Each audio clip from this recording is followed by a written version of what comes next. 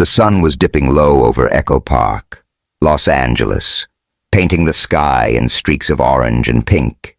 The air buzzed with life reggaeton and cumbia blasting from portable speakers, kids darting through the crowd with sticky popsicles, and the sizzle of meat on grills.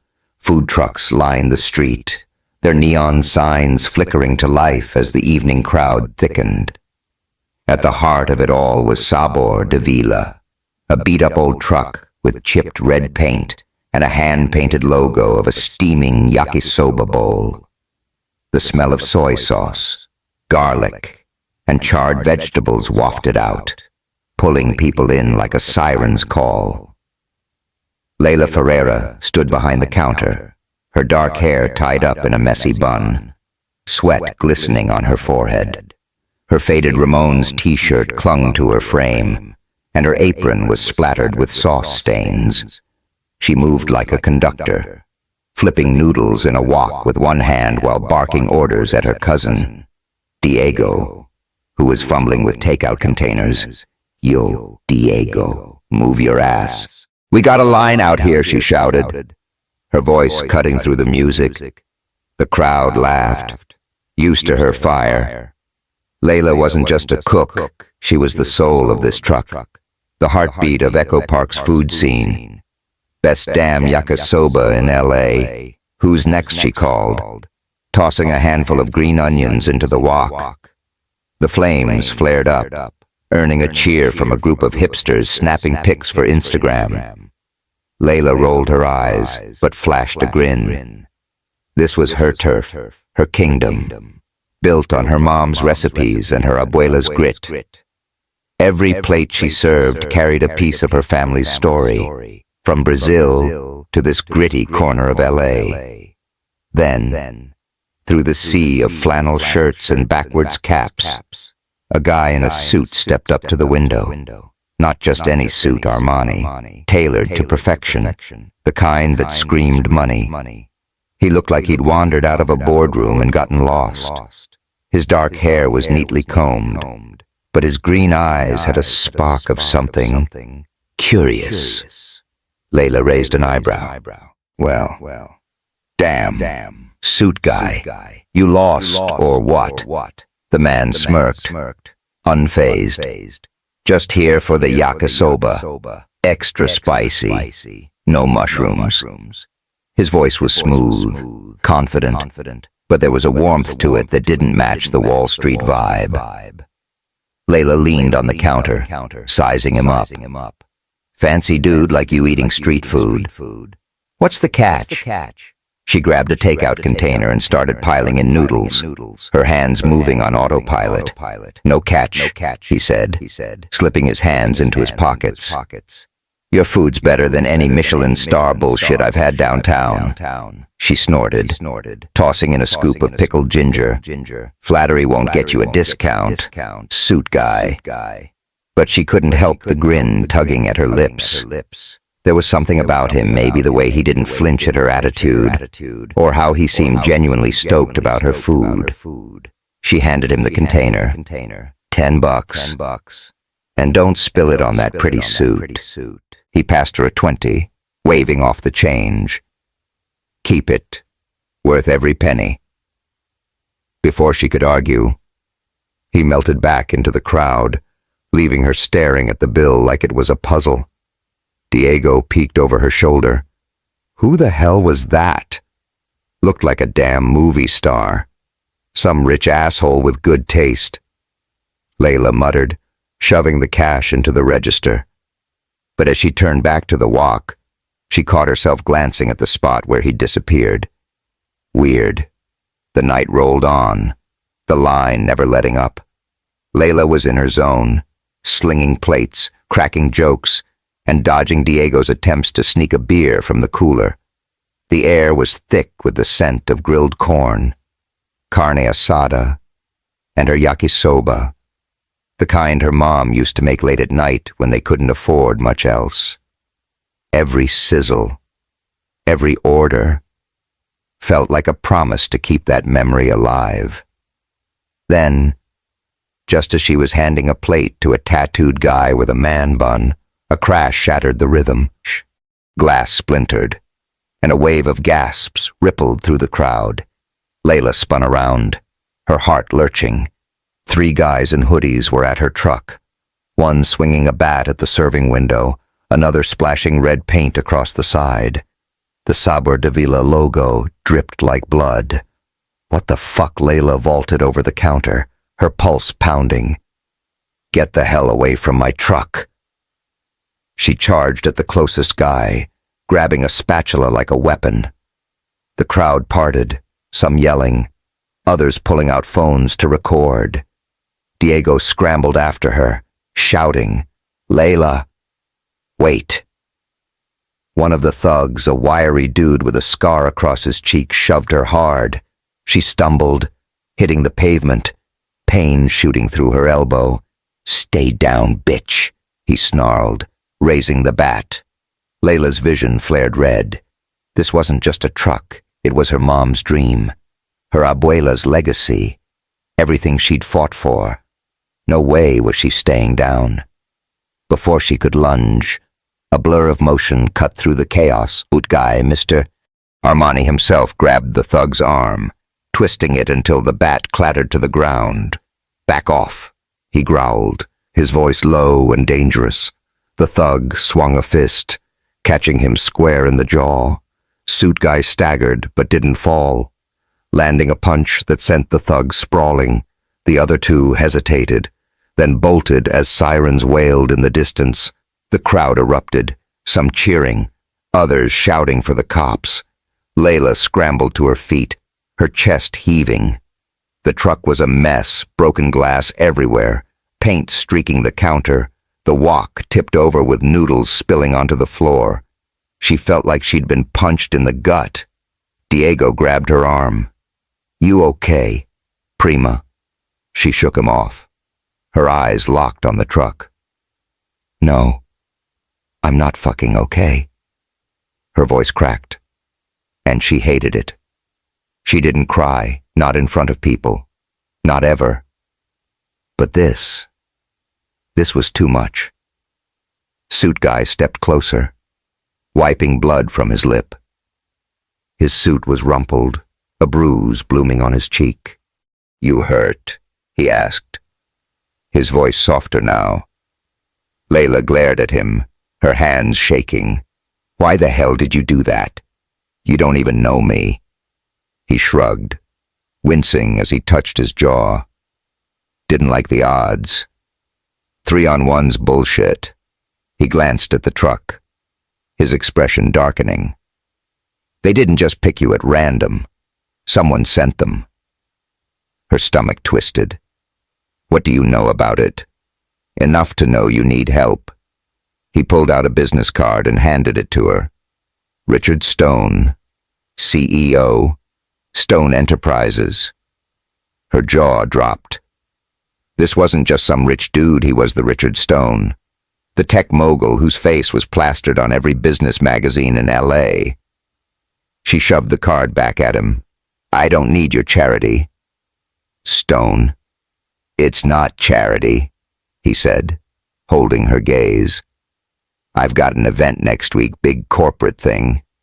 Your food would kill it. I'll pay to fix the truck, and you cater for me. Deal?" Layla's first instinct was to tell him to screw off. She didn't trust guys like him, smooth talkers with deep pockets and deeper agendas. But the truck was trashed, and she was out of options. Rent was due. Diego needed his cut, and her abuela's meds weren't cheap. She clenched her fists, hating how trapped she felt. "Fine," she snapped. "But don't think I owe you shit. This is business." He smirked, like he'd expected that answer. "Deal. I'll have my people call you." As he walked away, the cops arrived, taking statements and roping off the truck. The crowd dispersed, leaving Layla alone with Diego, who was sweeping up glass. She sank onto the curb, her knees pulled to her chest. Her elbow throbbed, but that wasn't what hurt. She reached into her pocket, pulling out a crumpled photo, her mom and Abuela Rosa, smiling in front of the truck on its first day. Her mom's handwriting was scrawled on the back. "Keep the fire burning. Mija." Layla's throat tightened. "I can't lose this," she whispered, her voice barely audible. "It's all we have." The truck wasn't just metal and grease, it was her mom's laugh, her abuela's stories, the nights they'd stayed up perfecting the yakisoba sauce. Those assholes hadn't just broken glass, they'd tried to break her. Diego sat next to her, nudging her shoulder. "We'll fix it. Prima. You're tougher than those punks."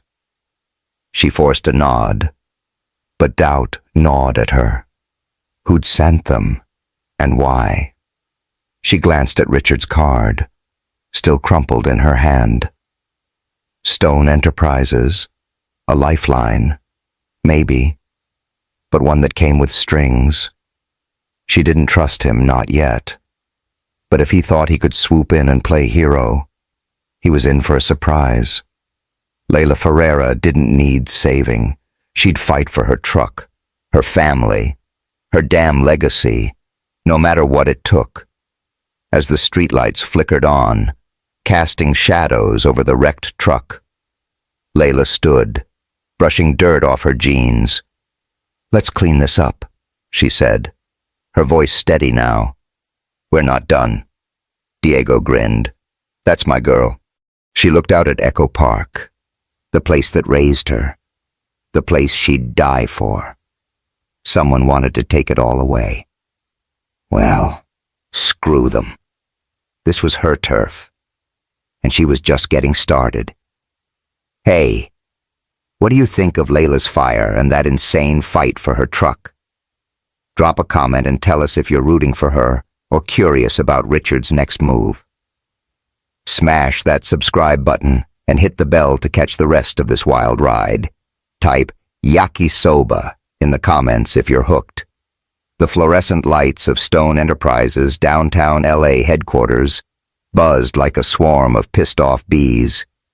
The lobby was a cathedral of glass and steel, all sharp angles and polished surfaces, smelling faintly of overpriced cologne and fresh printer ink.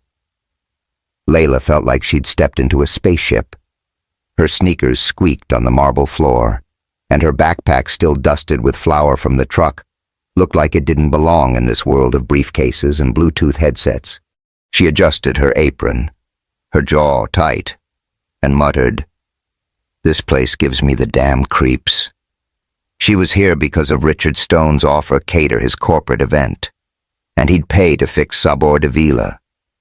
The truck was still out of commission, parked in a garage with a busted window and paint stains that wouldn't come off. Every day it sat, there was a knife in her gut, bills piling up. Diego bitching about lost wages, and her Abuela Rosa's worried looks cutting deeper than any words.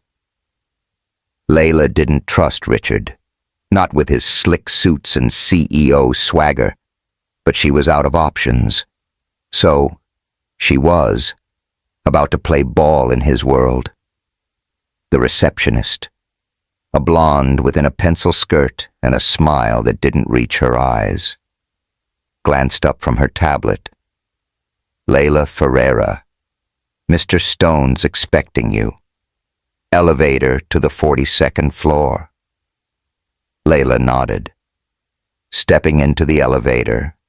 As the doors closed, she caught her reflection, tired eyes, messy bun, and a scowl that could curdle milk.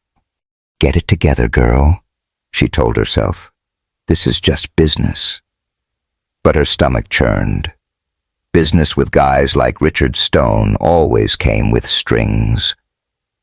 The elevator dinged, and she stepped into a sleek office with floor-to-ceiling windows overlooking LA's skyline. Richard was there, leaning against a desk, his suit jacket off and sleeves rolled up. He looked less like a CEO and more like a guy who'd just survived a bar fight, a faint bruise still lingering on his jaw from the truck incident. You made it, he said, a grin spreading across his face. Was starting to think you'd bail. Layla crossed her arms. Thought about it, but I need my truck fixed. And you're footing the bill. So, what's the deal? He gestured to a stack of papers on the desk. My company's hosting a tech summit next week. Big shots from Silicon Valley. Investors. The whole circus. I want Sabor Davila to cater. Your yakisoba. Maybe those little cheese bread things, pão de queijo, she corrected, her tone sharp. And it's not just cheese bread. It's my abuela's recipe. Been in the family for decades. Richard held up his hands, smirking. My bad. Pão de queijo it is. Point is, your food's a hit. People will lose their minds over it. You and Layla hesitated. Catering a fancy event wasn't her scene. Her world was greasy walks and street crowds, not champagne flutes and PowerPoint slides. But the payout could cover the truck repairs and then some. How much, she asked, narrowing her eyes. 10 grand for the night, he said, not blinking. Plus, I'll throw in a new serving window for the truck. Her jaw dropped. 10 grand. For one night, worth it, he said, his grin widening. Your food's that good. She wanted to say yes, but something in his easy confidence made her wary. Guys like him didn't throw money around without expecting something back. What's the catch? Stone. No catch, he said, but his eyes flickered, like he was holding something back. Just do what you do best. Cook. She sighed, running a hand through her hair. Fine. But if your rich buddies turn their noses up at my food, that's on you. They won't, he said, sounding so sure it pissed her off. The next few days were a blur of prep work. Layla and Diego hauled supplies to a rented kitchen, since the truck was still out of action. Rosa pitched in, her hands steady as she rolled dough for pão de queijo, but her eyes were heavy with worry. You sure about this? Mija, she asked, her Brazilian accent thick. These people, they're not like us. Layla paused, wiping flour off her hands. I know, Abuela, but we need the money. The truck's all we got. Rosa's face softened, and she touched Layla's cheek. Your mama poured her heart into that truck. She worked nights, saved every penny, just to buy it. Don't let those rich bastards make you forget who you are. Layla's throat tightened. She could still see her mom laughing as she stirred yakisoba, her apron tied loose, her voice singing along to old samba records. The truck was more than a business. It was her mom's dream, cut short when cancer took her. I won't forget, Layla said, her voice barely above a whisper. Promise. But promises were hard to keep when she stepped into Stone Enterprises event space a week later. The room was a sea of suits and cocktail dresses, the air thick with the clink of glasses and fake laughs. Layla sat up in a corner, her temporary kitchen a mismatch of borrowed equipment. Diego was back at the garage, working on the truck, so she was flying solo. She fired up the wok, the familiar sizzle of noodles grounding her, but the stares from the crowd didn't help. A guy in a bow tie muttered to his date, food truck stuff. Really? Layla gritted her teeth. Keep it together.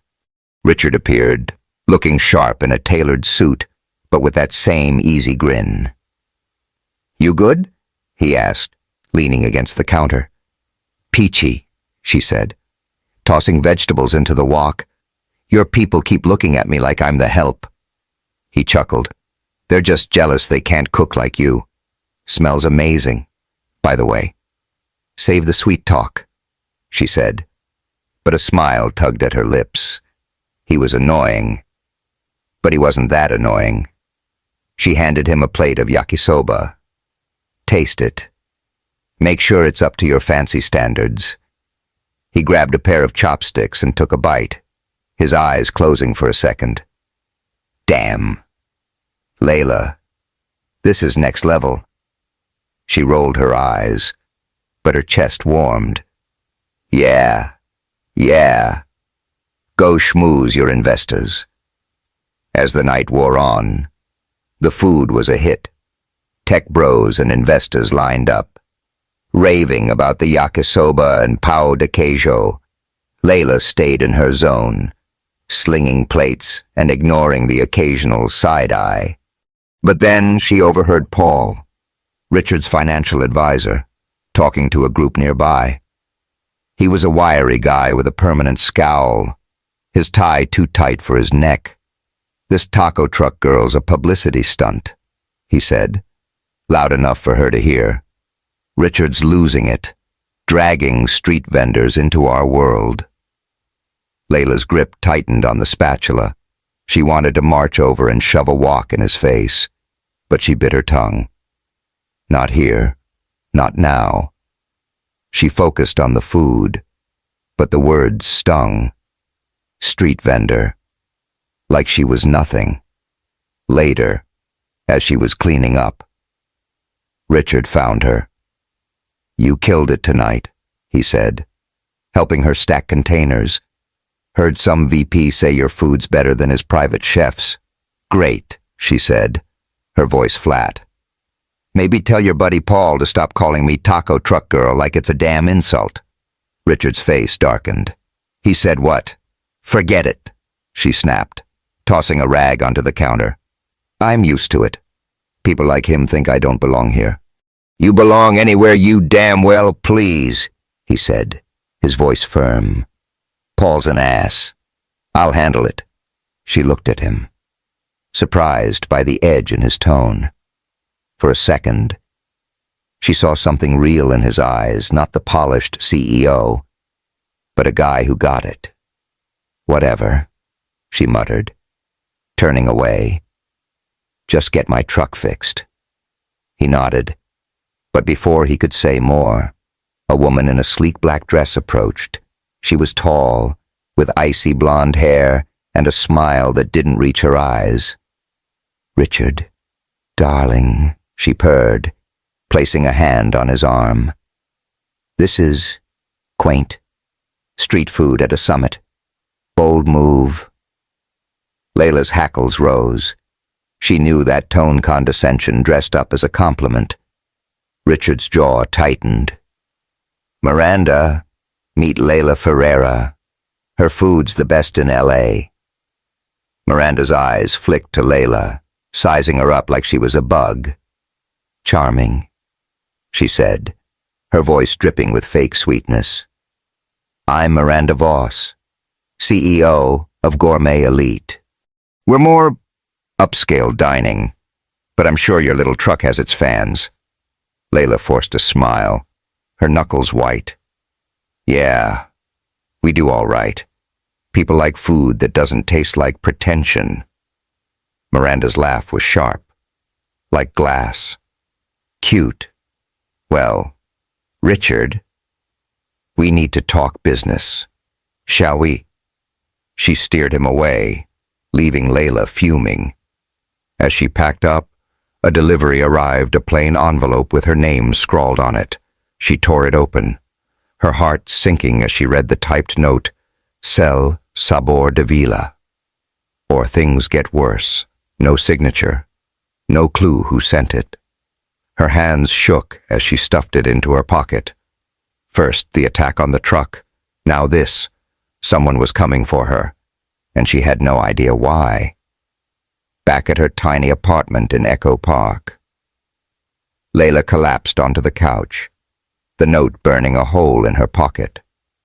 Rosa was in the kitchen, humming an old Brazilian song as she stirred a pot of feijoada. The smell was comforting, but it couldn't shake the knot in Layla's chest. You're quiet. Mija, Rosa said, glancing over. What's wrong? Layla hesitated. She didn't want to worry her abuela. Not with her heart condition acting up. Just tired. She lied. Big night. Rosa set down her spoon and sat beside her. Her eyes sharp. Don't bullshit me. Layla, I raised you better than that. Layla sighed, pulling out the note and handing it over. Rosa's face hardened as she read it. You tell that stone boy about this, no, Layla said quickly. And I'm not going to. I don't need him playing White Knight again. Rosa shook her head. You're stubborn, just like your mama. But you can't fight this alone. Whoever's doing this, they mean business. Layla leaned back, staring at the ceiling. I know, abuela, but this truck's ours. I'm not letting some coward with a typewriter scare me off. Rosa squeezed her hand. That's my girl, but be careful. Money makes people ugly. The next morning, Layla was back at the rented kitchen, prepping for another Stone Enterprises gig. Her phone buzzed with a text from an unknown number. Check your supplier. Frowning, she called her main vegetable guy, Carlos, only to learn he'd stopped delivering to her. Sorry, Layla, he said, sounding cagey. Got a better offer. Nothing personal. Better offer? My ass, she muttered, slamming the phone down. She'd have to buy from a pricier market, eating into her profits. The truck was already bleeding money. And now this, it wasn't a coincidence. When Richard showed up to check on her, she couldn't hold back. You know anything about my supplier bailing on me, she demanded, her voice low and dangerous. He blinked, caught off guard. What no? Why would I? Because it's convenient, she snapped. My truck gets trashed. I get threats. Now my supplier's gone. Your world's full of snakes. Stone. You sure you're not one of them? His eyes narrowed, but his voice stayed calm. I'm not playing you. Layla, if someone's messing with your business, I'll find out who. She wanted to believe him, but trust didn't come easy. Yeah, then start with your fancy friends. Someone's got it out for me, and I'm not waiting around to get screwed.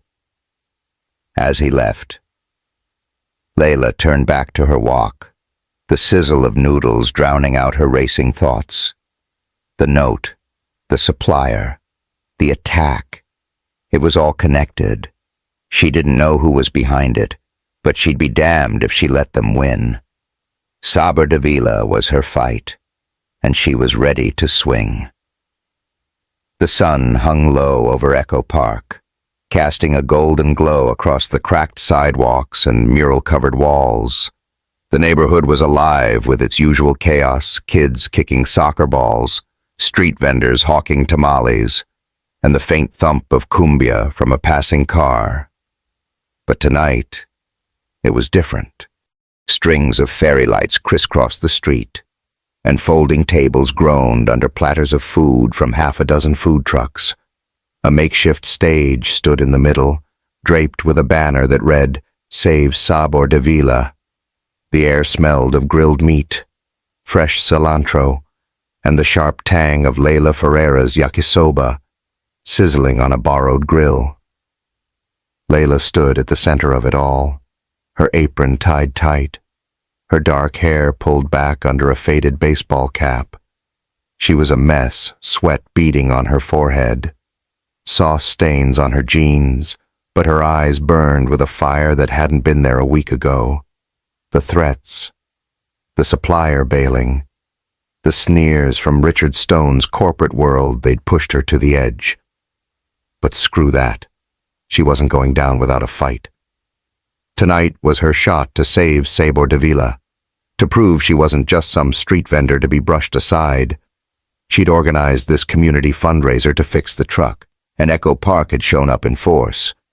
"Yo, who's hungry?" she shouted, tossing noodles in the wok. The crowd cheered, a mix of locals, hipsters, and families who'd known her since she was a kid. Diego, her cousin, manned a table nearby, handing out pão de queijo and cracking jokes. Get 'em while they're hot. People Layla's cooking like her life depends on it. It kind of did. The truck was still a wreck, and her bank account was screaming. The 10 grand from Richard's event had covered some bills, but not enough. And that damn note, "Sell Sabor Davila, or things get worse," still haunted her. She hadn't told anyone but Rosa, and even then, she'd downplayed it. No need to stress her abuela out. But deep down, Layla knew this wasn't random. Someone wanted her out, and she had a sinking feeling it was tied to Miranda Voss and her gourmet elite empire. As she served up plates, a familiar figure weaved through the crowd. Richard Stone, in a black t-shirt and jeans instead of his usual suit, looked almost human. His bruise was fading, but his green eyes still had that spark, like he was up to something. He leaned against a table, watching her work. "Place is packed," he said, raising his voice over the music. "You pull this off in a week." Layla didn't look up, focused on the walk. Didn't have a choice. Truck's not gonna fix itself. She paused, then added, "What are you doing here, Stone? This ain't your scene." He shrugged, grabbing a pão de queijo from Diego's table. "Heard there was good food. Figured I'd check it out." He took a bite, his eyes widening. "Damn, these are unreal. Tell me something I don't know," she said, but a smile tugged at her lips. He was annoying, but he had a way of showing up when she needed a boost. Not that she'd admit it. The night rolled on, the crowd growing louder as a local band took the stage, belting out a mix of salsa and hip-hop. Layla moved like a machine, serving yakisoba, refilling trays, and dodging kids who kept sneaking bites. But her chest felt tight. This wasn't just about money. It was about proving she could keep her mom's dream alive. Every plate was a piece of that legacy, and she'd be damned if she let it slip away. Then Rosa arrived, her silver hair glowing under the lights. She wore her best dress, the one she saved for church, and carried a worn photo album under her arm. Layla's heart skipped. "Abuela, what are you doing here? You're supposed to be resting." Rosa waved her off, her Brazilian accent thick. "Rest is for old people. Mija, I'm here for you." She set the album on a table, her eyes soft but fierce. "And for your mama." Layla swallowed hard, her hands stilling. She knew what was in that album, pictures of her mom, of the truck's first days, of a life that felt like a lifetime ago. Before she could protest, Rosa climbed onto the stage, grabbing the mic. The band stopped, and the crowd quieted. Curious. Evening. "Echo Park," Rosa said, her voice steady, her voice. "You all know my granddaughter, Layla. She's tough as nails, just like her mama was." A few cheers broke out, and Layla's face burned. Rosa held up the album, her hands trembling slightly. "This truck, Sabor Davila, ain't just a business. It's a story. My daughter, Anna, she came to this country with nothing but a dream. She worked nights, saved every penny, and built that truck so her little girl could have a future. When we lost her, Layla took that dream and carried it. She's fighting for it now. For all of us. Layla's throat closed up. She turned away, pretending to adjust the grill. But her eyes stung. The crowd was silent, hanging on Rosa's words. Rosa opened the album, holding up a photo of Anna smiling in front of the truck, her apron tied loose. "This is what we're saving tonight," Rosa said. "Not just a truck, but a piece of our heart. So eat, dance, give what you can. Let's keep Anna's fire burning." The crowd erupted, clapping and whistling. Layla bit her lip, tears spilling over. She wiped them away, cursing under her breath. "Damn it! Abuela," she muttered. But her chest felt lighter, like Rosa's words had lifted a weight she didn't know she was carrying. Diego nudged her. "She's a badass." "Huh, always?" Layla said, managing a shaky smile. She stepped onto the stage, taking the mic from Rosa. "All right, you heard her," she said. Her voice rough but strong. "This is our home, our food, our fight. So grab a plate, throw some cash in the jar, and let's show 'em Echo Park don't back down." The cheers were deafening. The band kicked back in, and the party roared to life. People lined up for food, stuffing bills into the donation jar. Layla went back to her grill, her hands moving on instinct, but her heart was racing. For the first time in weeks, she felt like she wasn't alone. Richard appeared at her side, holding a stack of plates. "Need a hand?" he asked, his grin crooked. She raised an eyebrow. "You serving food?" "This I gotta see." "Watch and learn," he said, grabbing a spatula. He was clumsy, nearly dropping a plate. But the crowd loved it, laughing and snapping pics.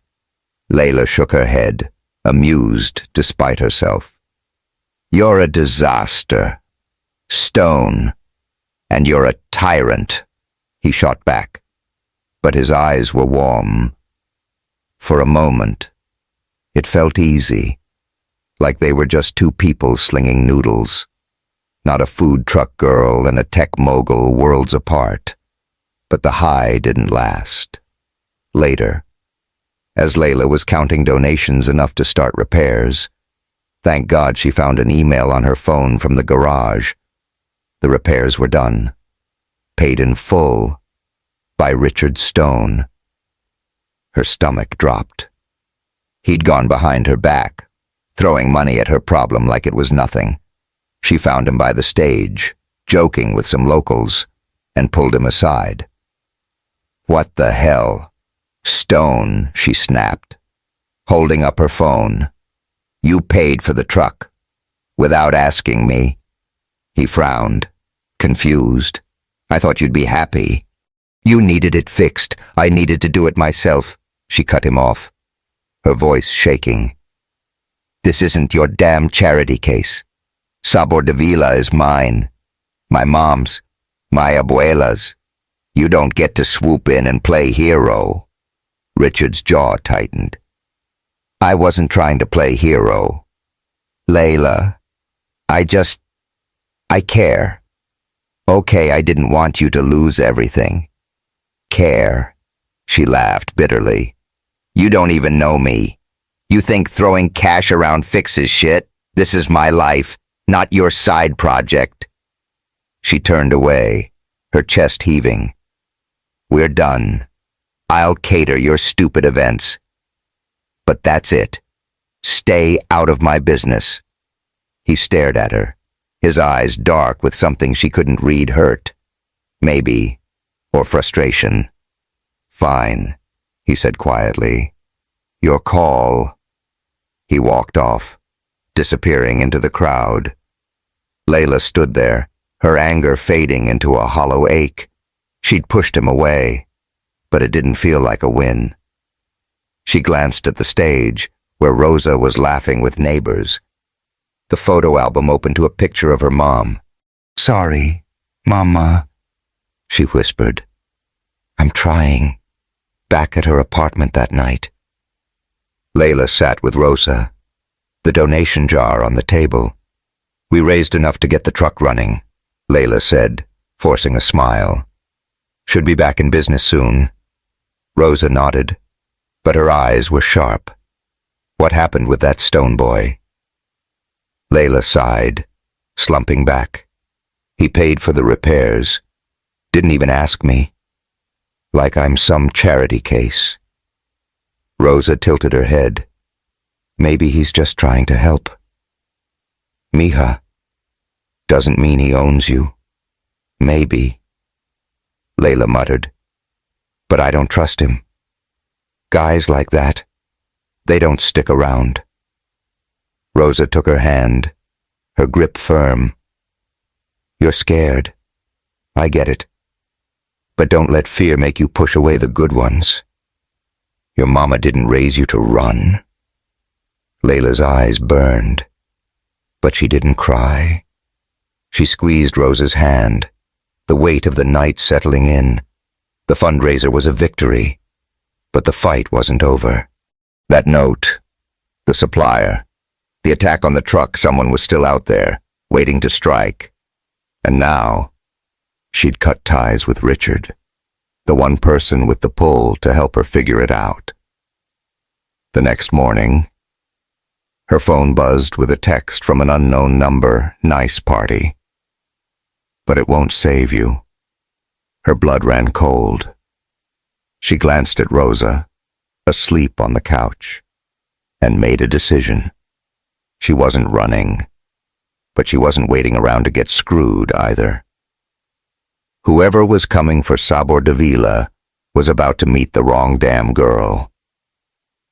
The early morning light filtered through the blinds of Layla Ferreira's cramped Echo Park apartment, casting slanted shadows across the worn couch. The smell of burnt coffee lingered in the air, a reminder of the pot she'd left on too long. Layla sat at the kitchen table, her hands wrapped around a chipped mug, staring at a crumpled notebook page. It was her mom's handwriting, a recipe for yakisoba sauce scribbled next to a note. "For Layla, my firecracker. Keep cooking. Keep loving." Her chest ached. She wasn't keeping anything together, not the truck, not her mom's dream, not herself. Sabor Davila was on life support. The fundraiser had been a lifeline, pulling in enough cash to start repairs, but the hits kept coming. First, her supplier ditched her. Then, that damn note sells Sabor Davila.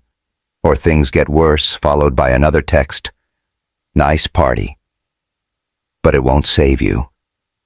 Now, her bank account was bleeding, and the truck was still in the garage, half fixed. Every day, it sat there was another day she couldn't pay Diego, couldn't cover Rosa's meds, couldn't breathe. And Richard Stone. She'd told him to stay out of her life after he paid for the repairs behind her back. Big mistake, maybe, but she was too stubborn to admit it. Rosa shuffled into the kitchen, her silver hair loose, her eyes sharp despite the early hour. "You're up early, Mija," she said, pouring herself coffee. "Or you never slept," Layla sighed, rubbing her temples. "Couldn't. Too much shit on my mind." Rosa sat across from her, her gaze piercing. "Talk to me. You're carrying the world again." Layla wanted to brush it off, but the weight was crushing her. She slid the notebook toward Rosa. "Found this in Mom's old stuff. She thought I could do this, run the truck, make it big, but I'm screwing it all up. Abuela, the truck's dying, and I don't know how to stop it." Rosa's face softened, and she reached for Layla's hand. You're not screwing up. You're fighting. That's what Anna did. Every day. She'd be proud, even now. Layla's throat tightened, but she shook her head. Proud of what I'm losing everything. Before Rosa could answer, Layla's phone buzzed. A news alert popped up. And her heart sank as she read the headline, "Local food truck linked to food poisoning scare." The article claimed Sabor de Villa had served contaminated yakisoba at the fundraiser, citing anonymous complaints. It was bullshit. Layla was obsessive about cleanliness, but the damage was done. Social media was already exploding, with comments like, "Gross, never eating there again," and knew that truck was sketchy. Layla slammed the phone down, her voice shaking. "This is a lie. I'm losing everything. Abuela, they're killing me." Rosa's eyes narrowed. "Who's they?" "Mija, I don't know," Layla shouted, standing so fast her chair scraped the floor. "But it's not random. The attack, the note, the supplier, now this. Someone's got it out for me, and I'm fucking done." Rosa stood, her voice firm. "You're not done. You're a Ferreira. We don't quit. You hear me." Layla wanted to believe her, but the fight was draining out of her.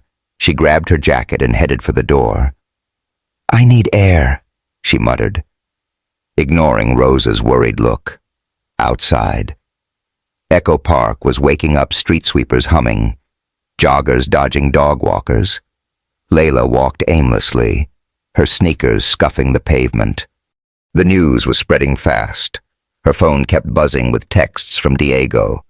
"What the hell's this about food poisoning and customers? Is this true?" She didn't answer. What could she say? Sabor de Villa was her life, and it was slipping through her fingers. She ended up at the garage where the truck was parked.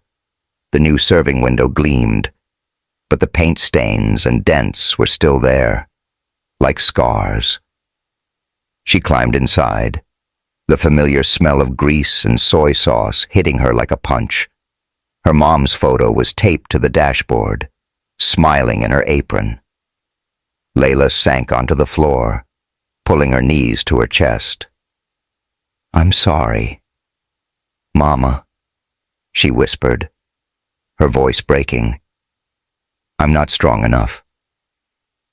The tears came then, hot and unstoppable. She hated crying, hated feeling weak, but it was too much. The truck, her mom's dream, was dying, and she couldn't stop it. She clutched the notebook page, her mom's words blurring through her tears. "Keep cooking, keep loving. How was she supposed to do that when everything was falling apart? A knock on the truck's door jolted her. She wiped her face, expecting Diego, but it was Richard Stone. He looked different, no suit, just a hoodie and jeans, his hair slightly mussed. His green eyes were serious. No trace of his usual smirk. "Layla," he said, his voice low. "We need to talk." She stood, glaring. "I told you to stay out of my life." "Stone. What part of that didn't you get?" He didn't flinch. "I saw the news. It's crap, and you know it. Let me help." "Help." She laughed, bitter and sharp. "Like you helped with the repairs, throwing money at me like I'm some charity case." "Screw that. This isn't about money," he said, stepping closer. "Someone's targeting you, and I think I know who. My guy, Samuel. He's a PI. He found a link between the truck attack and Gourmet Elite. Miranda's behind it." Layla froze, her pulse racing. Miranda Voss, with her fake smile and upscale restaurants, had been circling like a shark since that summit.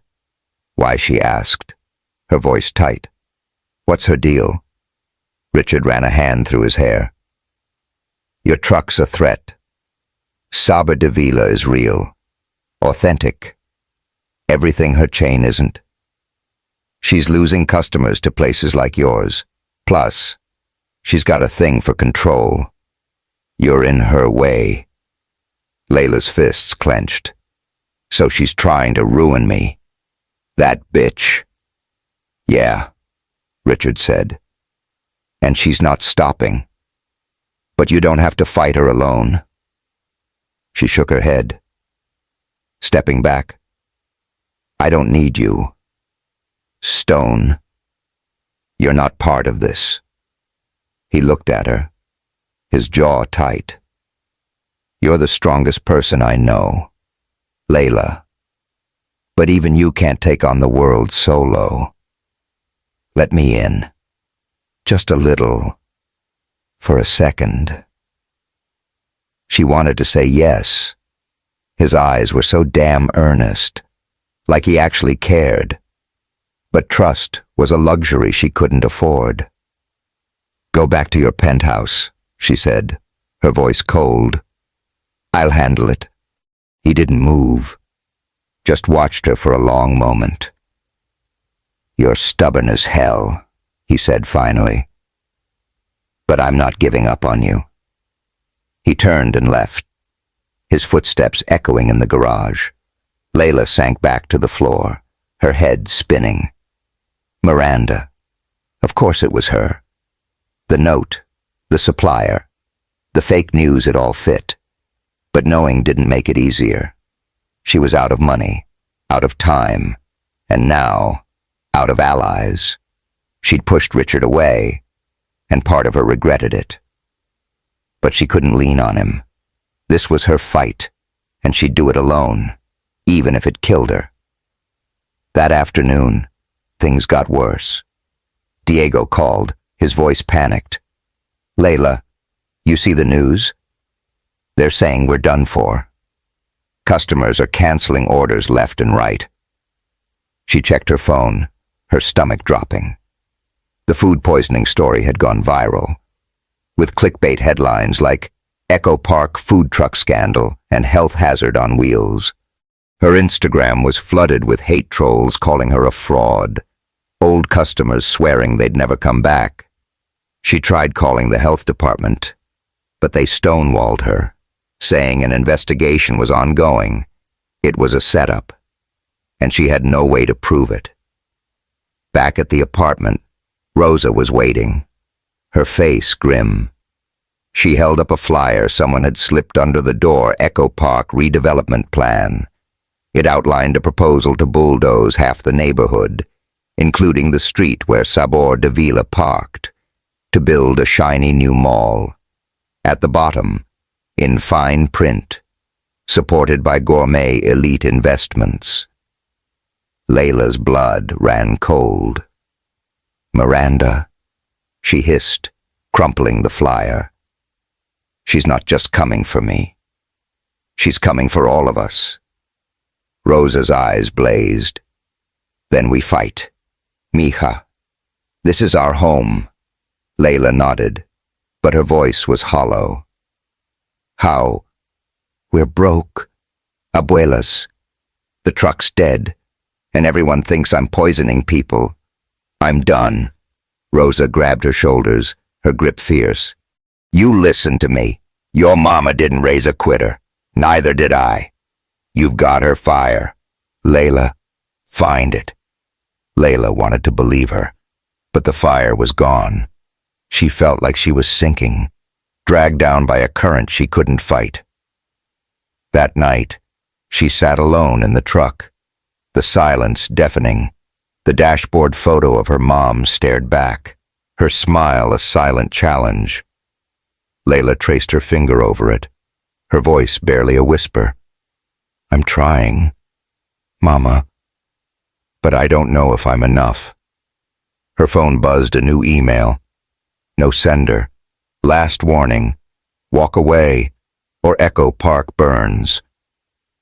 Attached was a photo of the truck, taken that night, inside the garage. Someone was watching her. Layla's hands shook, but not with fear. Anger surged through her, hot and raw. Miranda thought she could break her fine. Let her try. Layla wasn't have much left, but she had her mom's fire, and she'd dig it up, one way or another. The midday sun scorched Echo Park, turning the streets into a shimmering mirage.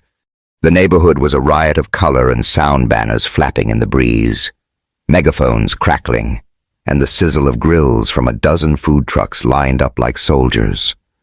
Signs waved high, "Save Echo Park," and "No sellout." The air was thick with the smell of carne asada, fresh tortillas, and the unmistakable tang of Layla Ferreira's yakisoba, wafting from Sabor de Vila's gleaming new serving window. This wasn't just a protest, it was a rebellion, a middle finger to the suits trying to bulldoze their home. Layla stood on a makeshift stage, her sneakers planted wide, her baseball cap pulled low. Sweat glistened on her forehead, but her eyes blazed with a fire that could burn down City Hall. Her apron was gone, swapped for a faded Ramones t-shirt, but she was every inch a warrior. The past weeks had nearly broken her the attack on her truck, the fake food poisoning scandal, the redevelopment plan backed by Miranda Voss's gourmet elite. That last threat, walk away, or Echo Park Burns had pushed her over the edge. Screw that, she wasn't running. Today, she was fighting for Sabor de Vila, for Echo Park, for her mom's dream. It all changed 3 days ago. Samuel Lopez, Richard Stone's private investigator, had shown up at her apartment, a manila folder in hand. "Jackpot," he'd said, tossing it on the table. Inside were bank records, emails, even a recorded call proof that Miranda had bribed health inspectors, planted the poisoning story, and funneled money into the redevelopment plan to turn Echo Park into a soulless mall. Samuel had leaked it to a local news site, and the headline hit like a bomb: "Gourmet Elite CEO caught sabotaging local food truck." Miranda's empire was teetering, but she was a snake, and snakes strike when cornered. Layla had rallied the neighborhood in record time. She'd called every food truck owner she knew, taped flyers to lampposts, and begged Rosa to stay out of the heat fat chance. This protest wasn't just about her truck, it was about every taco stand, every mural, every kid playing soccer in the street. She grabbed a megaphone, her voice booming over the crowd. "Yo, Echo Park. They think they can buy our streets, tear down our homes. Hell no, this is our turf, our food, our fight. Who's ready to show 'em?" The crowd erupted, a sea of raised fists and homemade signs. Diego, her cousin, was passing out pão de queijo, shouting, "Free food. Let's go." Rosa stood at the front, her silver hair glowing, a Sabor de Vila t-shirt stretched over her church dress. She clapped like she was at a samba festival, her eyes fierce. News crews circled, cameras rolling, and hashtag Save Echo Park was blowing up online. Layla felt the energy, raw and electric. This was her moment.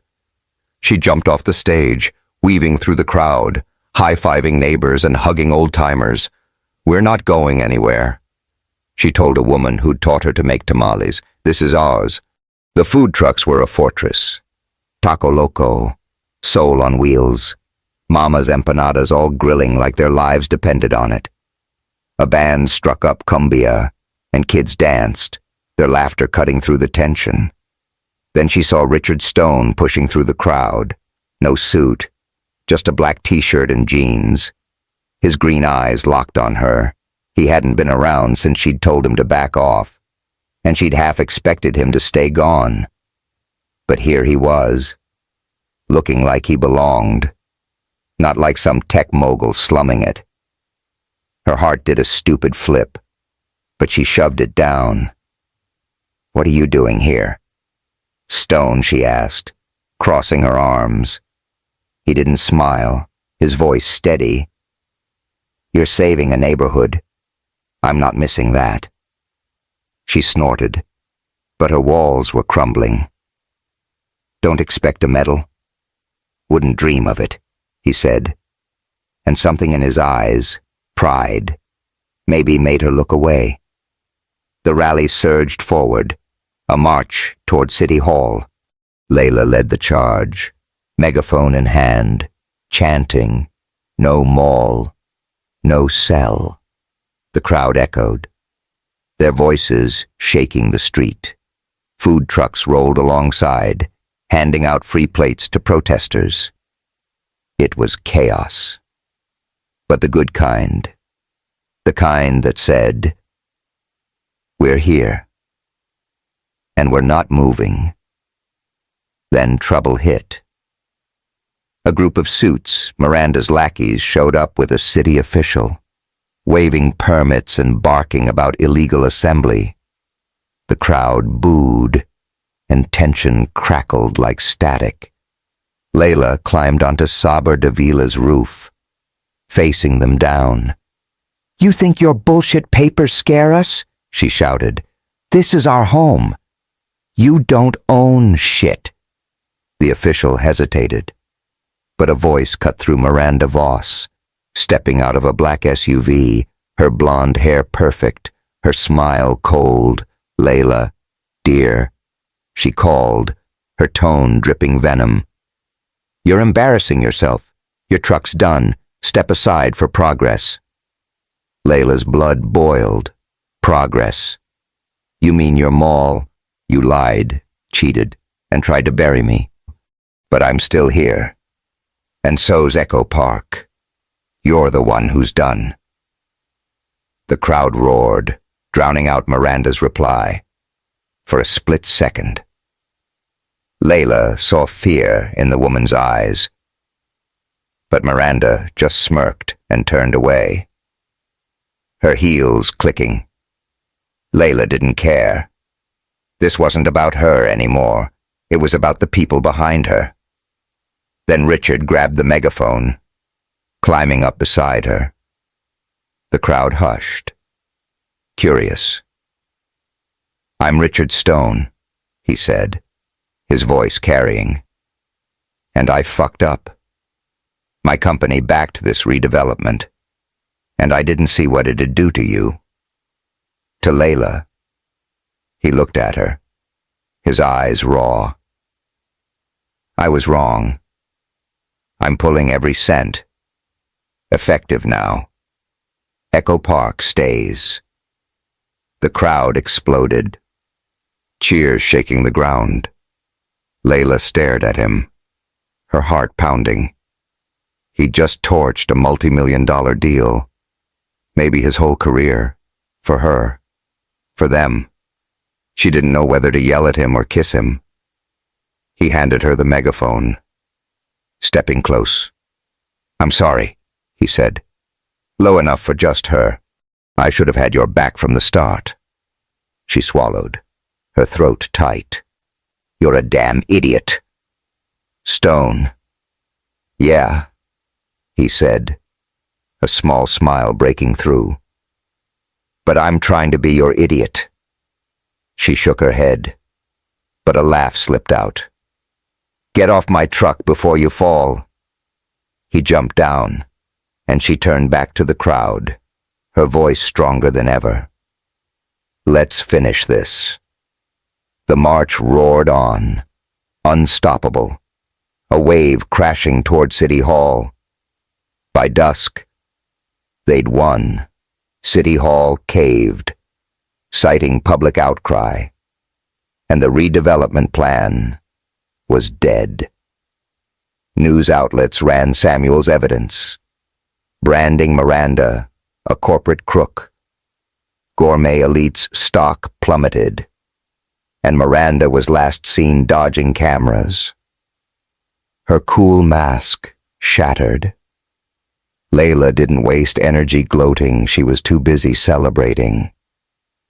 Echo Park was alive, music blaring, food flowing, the street a sea of joy. As the crowd thinned, Layla slipped into Sabor Davila. Needing a moment to breathe, the truck was hers again, battered but proud. She started prepping yakisoba, the familiar sizzle grounding her, when Richard appeared at the window. "Need a hand?" he asked, holding up a spatula. She laughed, shaking her head. "You'll burn the damn place down." "Give me a shot," he said, climbing in. She handed him a bowl of dough for pão de queijo, watching him fumble, flour dusting his face. "Jesus, Stone, you're a mess," she said. But her smile was real. He grinned, wiping flour off his cheek. "A mess. Huh. Bet I can make one decent one." She showed him how to roll the dough, their hands brushing. The truck was quiet, just the hum of the street outside, the air warm with baking bread. Layla felt the day's weight lift, replaced by something new. "Why'd you do it?" she asked, her voice soft. "Tank your deal. You could have walked away." He paused, his eyes locking on hers. "Didn't want to. You're worth more than any deal. Layla, this place, your fight, it's real. I'm all in." Her breath caught. He'd been there through the threats, the rally, the chaos, not because he had to, but because he chose to. She stepped closer, her heart racing. "Your trouble?" "Stone." "Hell yeah," he said, his voice low. "But you like trouble." She laughed, and before she could stop herself, she grabbed his shirt and kissed him.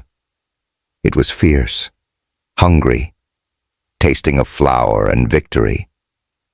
He kissed her back, his hands on her waist, pulling her close. The world fell away the truck, the street, the fight until it was just them, burning brighter than any fire. When they pulled apart, she was breathless, her cheeks flushed. "Don't get cocky," she said, shoving him lightly. "You still suck at cooking." He laughed, his eyes shining. "I'll learn. For you." She rolled her eyes, but her smile didn't fade. Outside, Echo Park glowed, unbroken and alive. They'd won. But Layla knew the world wasn't done testing them. Miranda might be down, but others like her were out there. Sabor Davila was her heart, and she'd fight for it. Always. With Richard by her side, maybe that fight wouldn't be so lonely. The twilight sky over Echo Park glowed a soft purple, the kind of LA evening that made you forget the traffic and smog. The street outside Sabor Davila's new brick-and-mortar spot was a carnival of light and sound fairy lights strung between lampposts, samba and reggaeton blasting from speakers, and the clatter of plates piled high with yakisoba, pão de queijo, and steaming feijoada. A hand-painted sign hung above the restaurant's door, grand opening and engagement celebration. The crowd spilled onto the sidewalk, a mix of neighbors, foodies, and kids chasing each other with glow sticks. The air was thick with the smell of grilled meat, fresh cilantro, and the sharp tang of Layla Ferreira's signature sauce, a recipe her mom had perfected years ago. Layla stood in the open kitchen, her dark hair loose for once, a few strands tucked behind her ear with a tiny hibiscus flower. She'd ditched her usual apron for a simple black dress, but her sneakers were still scuffed, her hands still calloused from years at the grill. She was Layla Firecracker, fighter, cook, but tonight she was something else, too, Her smile was softer, her shoulders relaxed, like the weight of the past months had finally lifted. The fight to save Sabor Davila had been brutal, the truck attack, Miranda Voss's lies, the rally that saved Echo Park. And then there was Richard Stone, the man who'd turned her world upside down with a kiss in the truck, flour on his face and fire in his eyes. She glanced at the ring on her finger, a simple silver band with a small emerald, catching the light as she tossed noodles in a wok. Richard had proposed a month ago, right here in Echo Park, under the same streetlights now glowing outside. It wasn't some grand gesture, no private jets or rooftop dinners, just them, a late-night batch of pão de queijo, and him on one knee, saying, "I'm all in. Layla, marry me." She'd laughed, called him a damn fool, and said yes before she could overthink it. Now, here they were, celebrating not just their engagement, but the rebirth of Sabor Davila, a second truck on the way, a restaurant packed every night, and a cookbook deal she still couldn't believe was real. Rosa, her abuela, was the heart of the party, perched at a corner table with a plate of feijoada and a glass of cachaça. Her silver hair was swept up, her eyes sparkling as she swapped stories with neighbors. "Mija, you did it," she'd said earlier, pulling Layla into a hug. "Your mama's smiling tonight." "I know it." Layla had buried her face in Rosa's shoulder, fighting tears. Anna's dream, the truck, the food. The fire was alive, and it was theirs. Layla scanned the crowd, her chest warm. Diego was at the bar, flirting with a barista from the coffee shop across the street, his grin as cocky as ever. "Yo, prima, you're famous now," he'd teased, pointing to a food blog headline on his phone, "Sabor Davila, LA's hottest new spot." Samuel Lopez, the PI who'd brought down Miranda, was sneaking extra pão de queijo, winking when she caught him. Even Paul, Richard's once snooty advisor, was here, looking out of place in a button-up but trying, a plate of yakisoba in hand. He'd apologized weeks ago, mumbling about underestimating her. She'd smirked and handed him a plate, knowing her food had done the talking. Then there was Richard. He was outside, manning the original Sabor Davila truck, serving plates with an enthusiasm that made her laugh. No suit tonight, just a faded t-shirt and jeans, flour dusting his arms from another failed attempt at baking. He caught her eye through the window and grinned, that spark in his green eyes that still made her heart skip. She shook her head, amused. He'd quit his CEO gig at Stone Enterprises last month, trading boardrooms for a life with her, helping run the trucks and dreaming up plans for Sabor Davila's future. It was crazy, but it was them.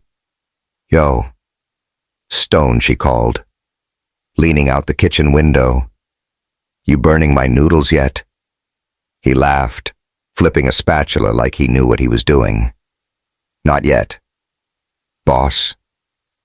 But give me time." "Keep it that way," she shot back. But her smile was real.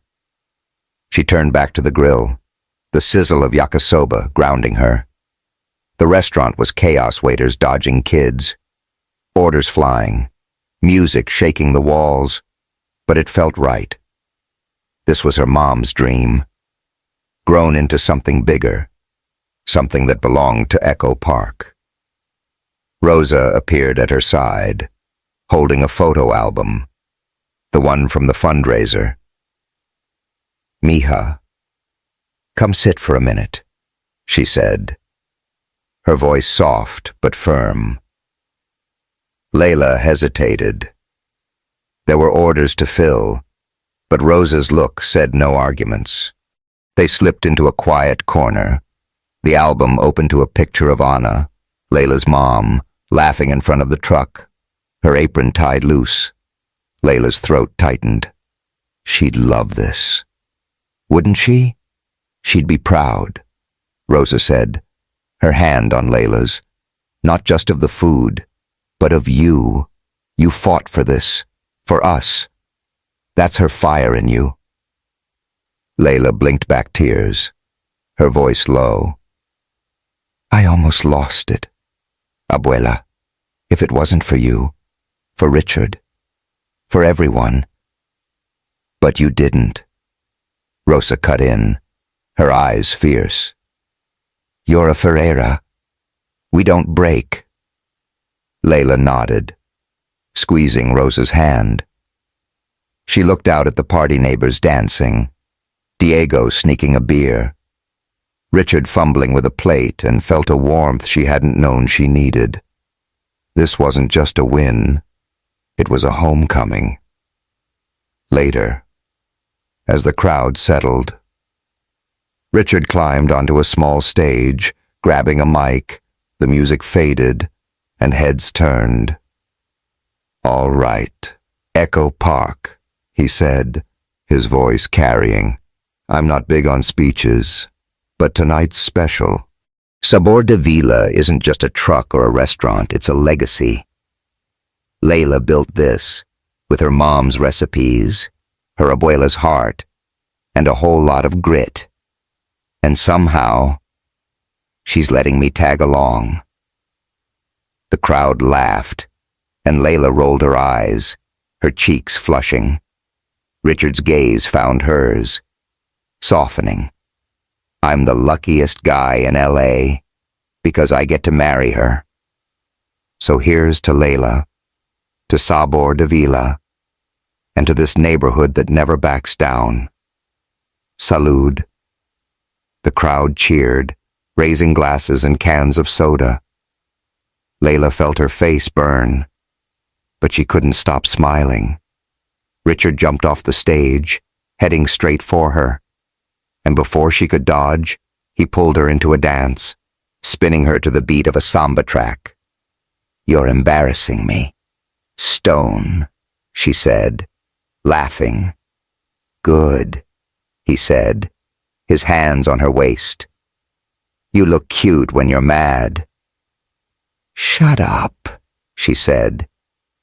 But she didn't pull away. They danced, clumsy and perfect, the crowd clapping along. For a moment, it was just them, the music, and the fire they'd built together. As the night wound down, Layla and Richard slipped into the truck to clean up. The party was still going, but they needed a breather. She handed him a rag, smirking. Earn your keep, sous chef. He groaned, wiping down the counter. You're a tyrant. You know that. And you love it, she said, tossing a sponge at him. They worked in comfortable silence, the hum of the street outside a soft backdrop. Layla glanced at him, his sleeves rolled up, flour still smudged on his cheek. You really gave up your fancy life for this? She asked, her voice quieter now. He paused, leaning against the counter. Wasn't much of a life. Boardrooms, suits, fake smiles. Screw that. This, he gestured to the truck. The restaurant. Her. This is real. You're real. Her heart did that stupid flip again. You're gonna regret it when I make you scrub pots. He laughed, stepping closer. Bring it on. I'm not going anywhere. She held his gaze, her walls gone. You better not. Stone. I'm counting on you. He reached for her hand, his thumb brushing her ring. Always. They kissed, slow and warm, the truck's quiet wrapping around them. It wasn't the fierce, hungry kiss from the rally. This was deeper. A promise. When they pulled apart, she rested her forehead against his, smiling. "You're still a terrible cook." "Though," he laughed, pulling her close. "I'll get there. Got the best teacher in L.A." The party faded into the early hours, the crowd thinning, the lights dimming. Layla stood outside the restaurant, Rosa at her side, watching the last guests leave. The street was theirs again, scarred but unbroken. Sabor de Vila was more than a name now, it was a symbol. A story of a girl who fought for her mom's dream and a community that stood with her. Rosa squeezed her shoulder. "You're just getting started." "Mija." Layla nodded, her eyes on the horizon. The cookbook was coming. The second truck was rolling out, and she and Richard were dreaming big, maybe a Sabor de Vila in New York, or even Brazil. But a new challenge was already brewing. Last week, a slick investor had approached them, offering to buy the brand for a fortune, with strings-attached corporate menus, sanitized recipes. No soul.